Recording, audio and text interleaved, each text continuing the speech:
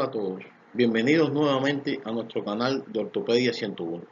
En esta ocasión vamos a abordar el episodio número 5 de las fracturas de la diáfisis de la tibia y muy en específico vamos a conversar sobre fracturas de la diáfisis tibial en las edades pediátricas.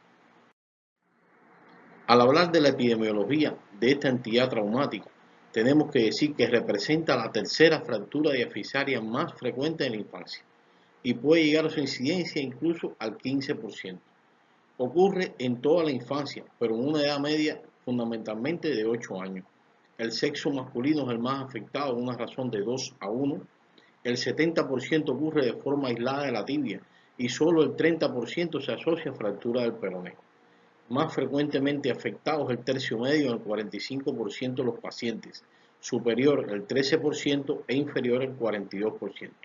La fractura abierta tiene una incidencia menor al 5% de los casos.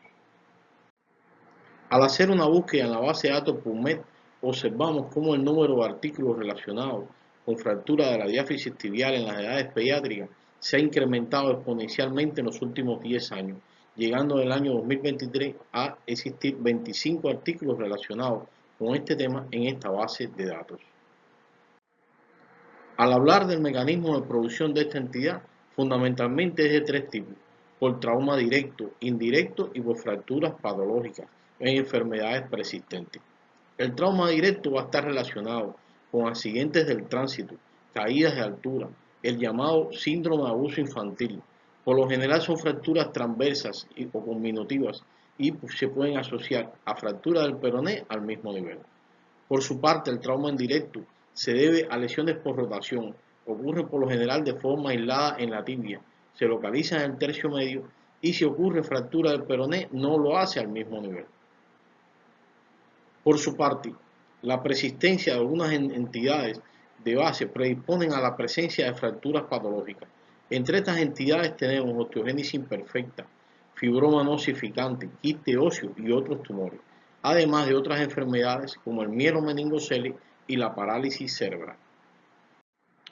Es muy importante en esta entidad saber el comportamiento de la desviación angular de la fractura de la diáfisis de tibia con o sin fractura del peroné. En este caso, si no ocurre fractura del peroné, la angulación tiende a ser en varo, como se observa en esta imagen.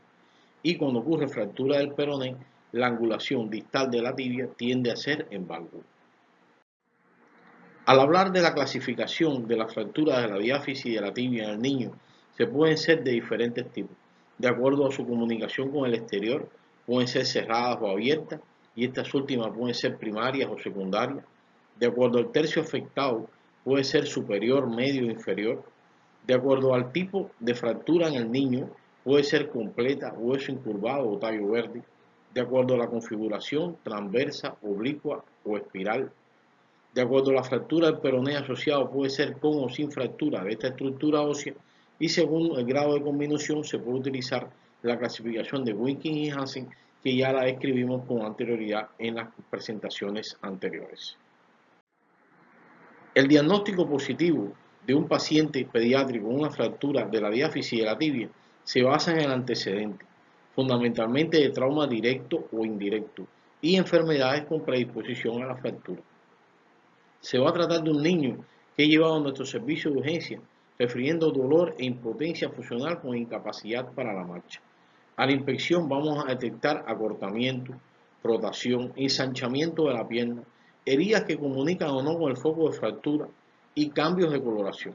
La palpación puede detectar dolor, movilidad normal y crepitación. También es de gran importancia el examen vasculonervioso en busca de la temperatura, si hay presencia de los pulsos, que sea sincrónico, movilidad activa de la extremidad y la exploración sensitiva. También es importante el examen físico en general para descartar otras lesiones. Recordemos que en algunas ocasiones, específicamente por trauma directo, puede ser producido por trauma de alta energía que pueden tener lesiones asociadas a también de tener una fractura de la diáfisis tibial. Los exámenes complementarios fundamentales va a ser la radiografía en proyecciones anteroposterior y lateral de toda la diáfisis tibial, en la que se debe explorar fundamentalmente las articulaciones proximales y distales, en este caso tobillo y rodilla.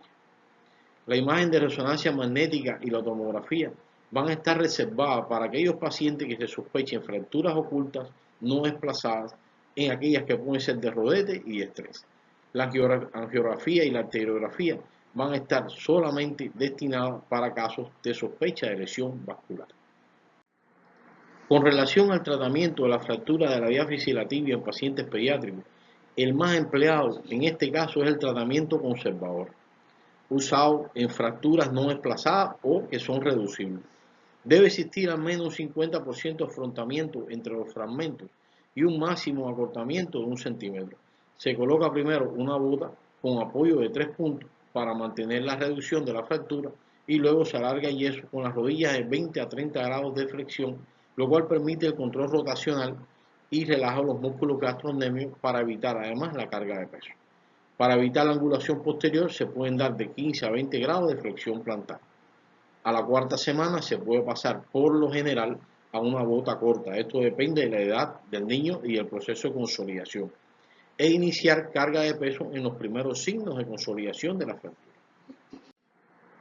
Es importante, antes de continuar hablando del tratamiento, conocer los criterios de angulación aceptables según la edad.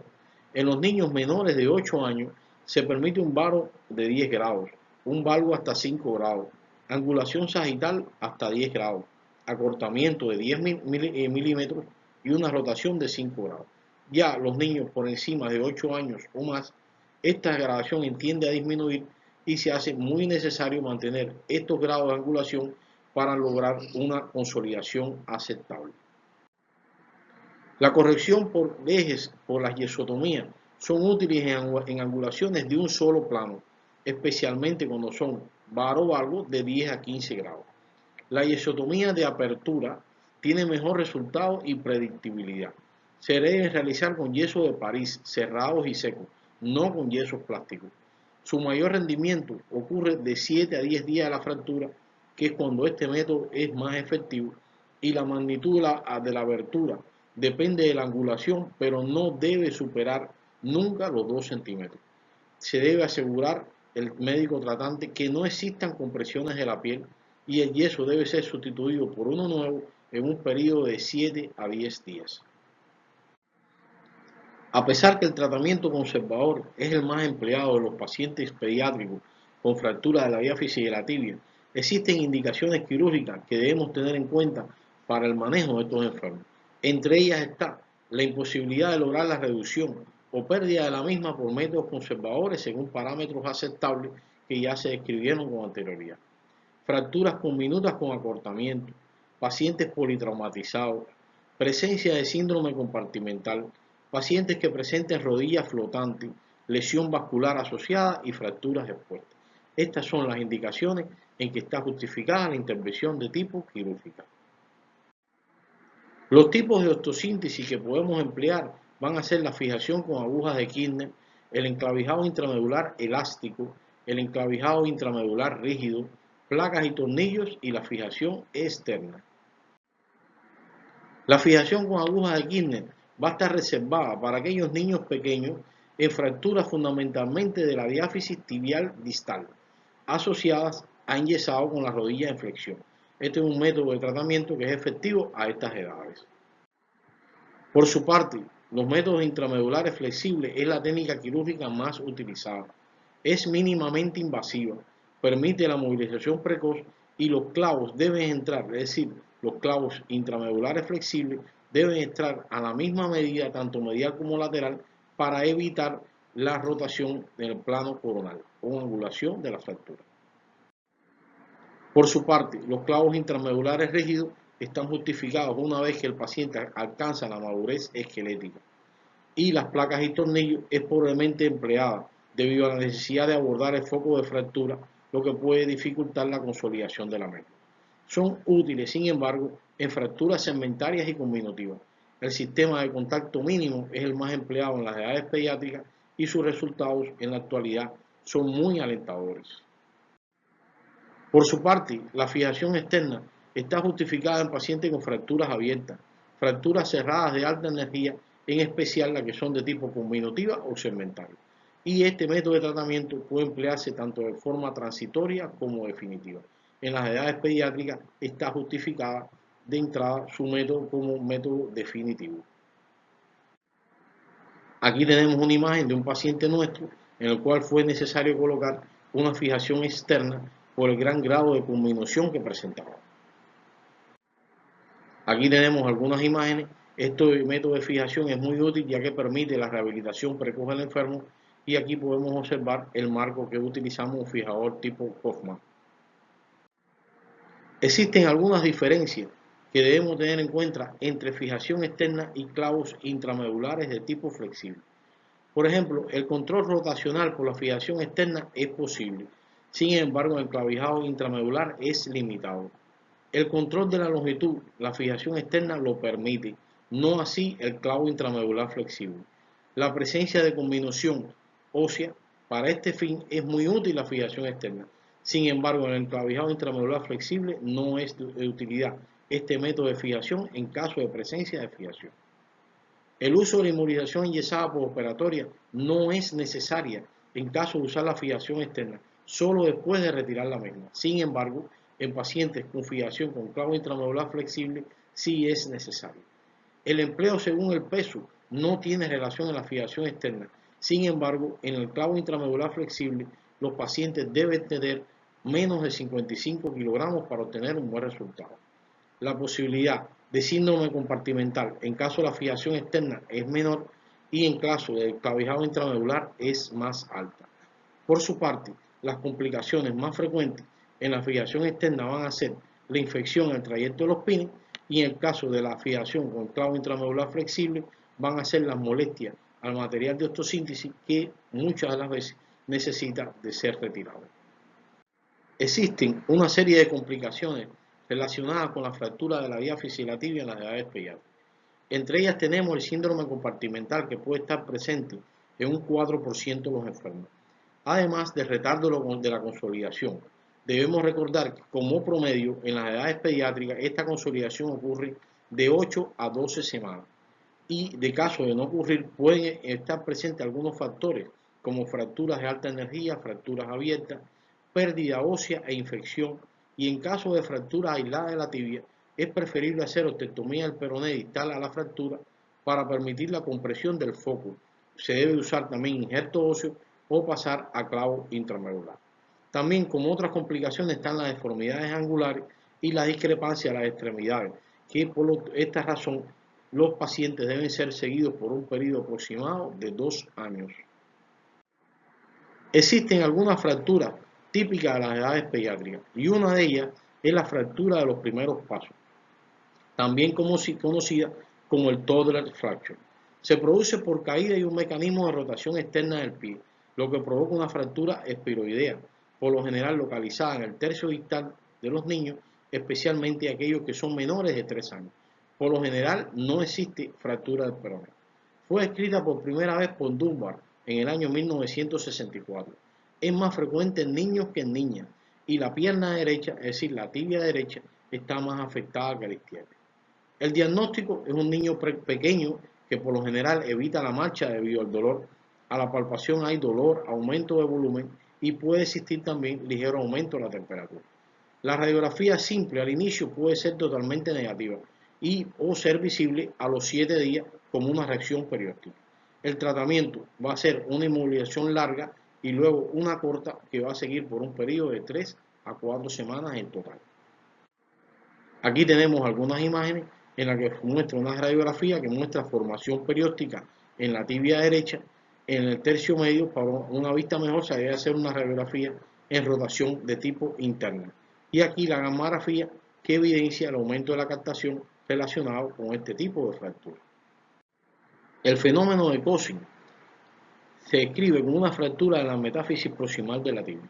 Fue descrita por Cousin en el año 1953 y ocurre por lo general en pacientes entre 3 y 6 años de edad. El mecanismo de producción va a ser el valgo forzado con la rodilla en extensión. El cuadro clínico se caracteriza por la presencia de valgo progresivo unilateral, es decir, ocurre deformidad en valgo de forma progresiva y unilateral. Las causas van a ser múltiples, entre las que se encuentran relacionadas con esta fractura el arresto epifisiario lateral de la tibia, la falta de reducción adecuada de la fractura una vez que ocurrió, interposición de partes blandas, mayor crecimiento de la fisis proximal medial, pérdida del anclaje de la pata de ganso en la tibia proximal y el efecto tensor del peroné. Se evidencia de 5 a 6 meses después de ocurrida la fractura y progresa hasta los 2 años. El tratamiento puede ser conservador, en este caso la observación, ya que la gran mayoría de los pacientes a los 2 años esta deformidad se elimina, y los pacientes de mayor riesgo son aquellos que van a presentar angulaciones mayores de 4 grados, fractura ipsilateral del peroné y fracturas metafisiales proximales de la tibia con brecha medial. En estos pacientes el factor de progresión, el riesgo de la misma es mayor. El tratamiento quirúrgico solo va a estar reservado si en un periodo de 2 a 4 años no se resuelve este problema. Las modalidades de tratamiento quirúrgico van a ser el crecimiento guiado y la osteotomía, la cual no debe ser realizada de forma precoz, ya que la angulación en valgo tiene mayor probabilidad de recidivar. Aquí tenemos algunas imágenes donde se aprecia el fenómeno de Cosin, algunos también lo llaman como fractura de Cosin, en la cual se observa la fractura en la porción proximal de la tibia. Y aquí la deformidad de tipo unilateral. Aquí mostramos algunas de las referencias en las que nos hemos basado para presentarte esta presentación en este video. Esperamos que este tema haya resultado de tu interés. Si te gustan estos temas de ortopedia, por favor suscríbete a nuestro canal de Ortopedia 101. Déjanos tus comentarios. Comparte nuestras presentaciones con tus familiares, amigos y colegas. Muchas gracias por tu atención y te esperamos en nuevas presentaciones.